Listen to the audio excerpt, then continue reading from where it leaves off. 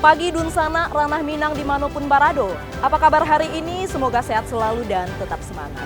Bersama saya Putri Febrina Marlini kembali hadir di Berita Padang. Sejumlah informasi telah kami siapkan untuk Anda. Berikut 3 berita utama hari ini.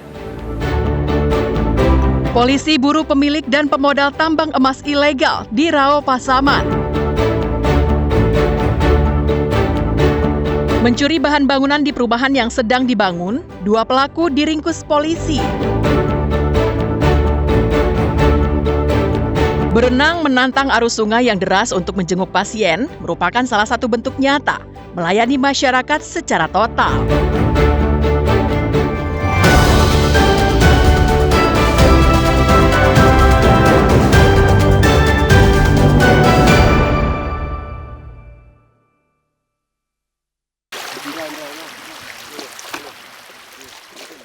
Satreskrim Polres Pasaman terus memburu pemilik dan pemodal tambang emas ilegal di Batang Sibinail, Jorong Satu Nagari, Padang Matinggi, Kecamatan Rao Pasaman.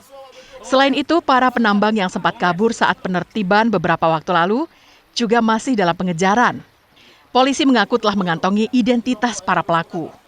Untuk pemilik dan pemodal tambang emas ilegal yang beroperasi menggunakan ponton itu, terdiri dari beberapa orang.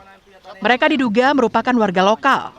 Data Satreskrim Polres Pasaman, dari 5 pekerja tambang yang kabur itu, 2 orang merupakan warga Sijunjung. Sementara 3 orang lainnya berasal dari Lombok, Nusa Tenggara Barat. Jika masih belum menemukan para pekerja tambang yang melarikan diri itu, dalam beberapa hari ke depan, polisi akan menerbitkan status DPO terhadap mereka. Unit Peter dan Opsnal melakukan penertiban tambang di wilayah Polsek Rao. Pemilik dan pemodal masih kita lakukan pendalaman. Ada beberapa nama yang nanti kita kembangkan dari tersangka yang kita amankan tersebut. Dari pekerja yang lari kemarin, ada datanya yang kita dapat, KTP-nya itu 2 orang dari Sijunjung dan 3 orang dari Lombok. Satreskrim Polres Pasaman memastikan akan terus bergerak memberantas aktivitas tambang emas ilegal yang beroperasi. Selain melanggar Undang-Undang Mineral dan Pertambangan, aktivitas pertambangan juga dinilai telah merusak lingkungan. Fauzan melaporkan dari Pasaman.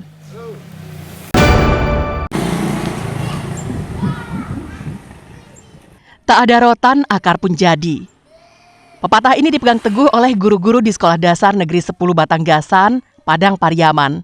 Usai beberapa ruang kelasnya terancam tanah longsor dari bukit yang berada tepat di samping sekolah, mereka pun memanfaatkan musala dan ruang majelis guru sebagai ruang kelas dan digunakan untuk proses belajar dan mengajar.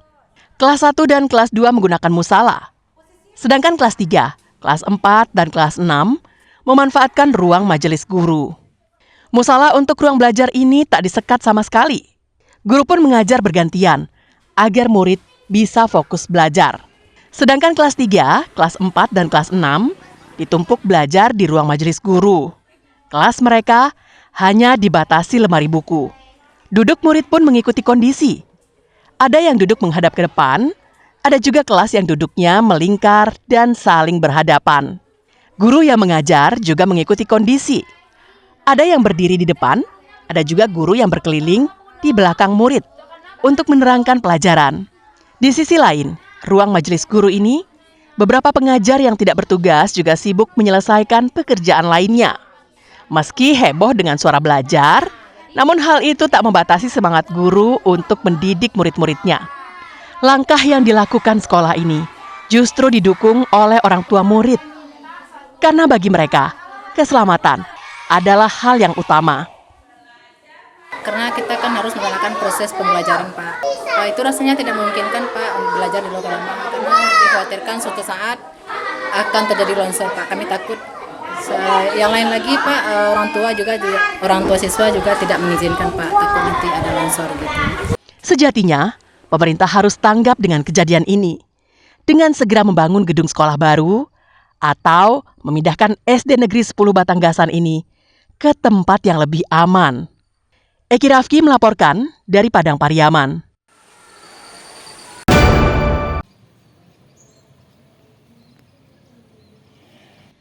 Kantor Urusan Agama Kecamatan Payakumbuh Barat dibobol maling.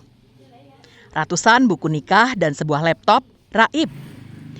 Pelaku yang diduga lebih dari satu orang ini masuk ke kantor dengan cara menjebol pintu belakang dan langsung ke ruang kerja kepala kantor, tempat buku nikah tersimpan.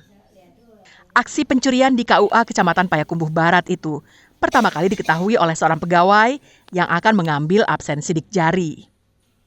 Saat datang ke kantor, ditemukan kondisi pintu belakang yang telah dijebol dan di dalam kantor pun berantakan. Selain itu, ruang kerja kepala kantor KUA juga sudah terbuka. Sayangnya di area KUA sendiri tidak ada satupun kamera pengintai yang terpasang, sehingga tidak bisa dilihat pelakunya. Padahal kasus ini merupakan kasus yang kedua kalinya. Adapun buku nikah yang dia bawa yaitu yang buku nikah 172 pasang. Kemudian duplikat buku nikah 45 dan satu buah laptop. Yang laptop itu memang kegunaannya untuk mencetak buku nikah, untuk pencatatan peristiwa pernikahan di sana. Untuk nomor register buku nikah yang hilang, KUA telah berkoordinasi dengan Kemenak sehingga buku nikah itu tidak bisa digunakan atau dinyatakan tidak lagi berlaku. Hingga kini, Polres Payakumbuh masih berupaya mengungkap kasus pembobolan kantor KUA dan mencari pelakunya. Ikhlasul Ihsan melaporkan dari Payakumbuh.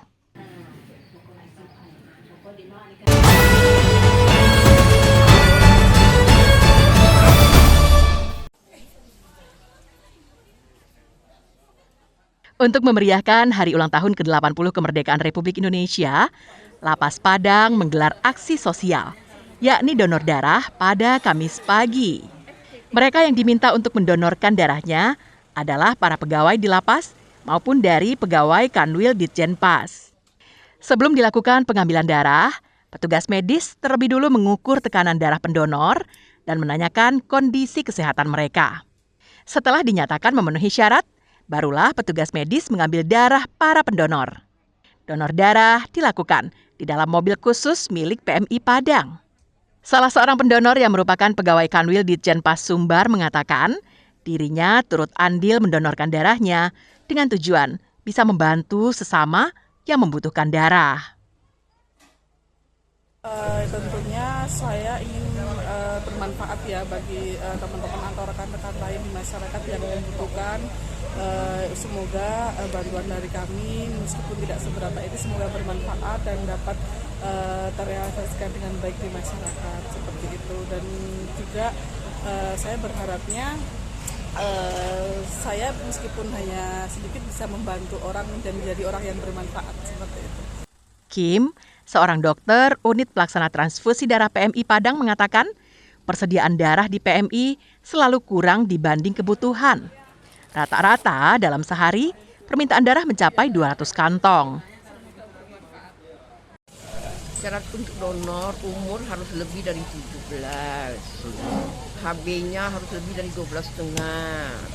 Beratnya harus lebih dari 48. Nanti diperiksa bagaimana intensinya, lalu sudah kasih C baru bisa donor. Untuk stok darah kita sendiri saat ini gimana, Bu? Ya udah biasa, stoknya terus kurang. Harapannya makin banyak orang donor, makin bagus PMI. Sementara itu, Kepala Kanwil Ditjenpas Sumatera Barat, Konrad Kasmiri menyatakan bahwa kegiatan donor darah merupakan bentuk partisipasi aktif jajaran pemasyarakatan menyemarakkan perayaan HUT ke-80 kemerdekaan Indonesia. Kami, Kantor Wilayah Direktorat Jenderal Pemasyarakatan Sumatera Barat, bergabung dengan Lapas Kelas 2 Padang dalam rangka donor darah terkait dengan Hari Kemerdekaan Republik Indonesia yang ke-80. Dan mudah-mudahan donor darah kami bisa bermanfaat bagi orang-orang yang membutuhkan yang sedang dalam kondisi sakit. Kegiatan donor darah dari berbagai instansi pemerintah dan swasta sangat diperlukan untuk memenuhi persediaan darah di PMI Padang, agar saat dibutuhkan oleh masyarakat, darah tersebut tersedia. Robiham melaporkan dari Padang.